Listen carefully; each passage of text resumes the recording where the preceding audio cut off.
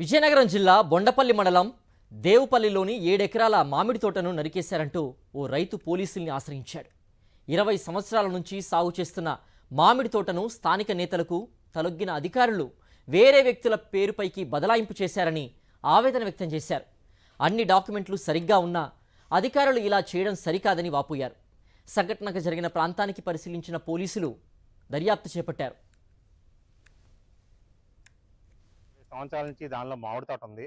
మా కమ్యూనిటీ వ్యక్తి 95లో రిజిస్ట్రేషన్ చేసుకున్నాడు. 30 సంవత్సరాలు దానిలో మామిడి తోట సాగు చేసి ఉంది.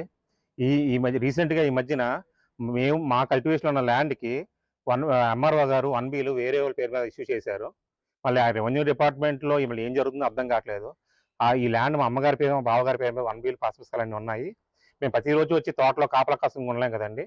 ఎంఆర్ఓ గారు వాళ్ళ రాజకీయ ఒత్తిడి వల్ల మరి వేరే కారణాల వల్ల తెలియదు కానీ మా సాగులో ఉన్న భూమికి వేరే వాళ్ళకి 1B ఇష్యూ చేశారు రీసెంట్గా. అది వాళ్ళు దాన్ని బేస్ చేసుకుని మా తోటలోకి వచ్చి 7 ఎకరాలు ఉన్న మొత్తం తోట అంతా నరికేశారు. సాధారణ రైతుకి న్యాయం జరగట్లేదు. అయితే పొలిటికల్ ఇన్ఫ్లుయెన్స్ అయినా ఉండాలి, లేకపోతే కరప్షన్ చేయాలి. అలా ఉందండి ఈ వ్యవస్థ, అలా ఉందండి.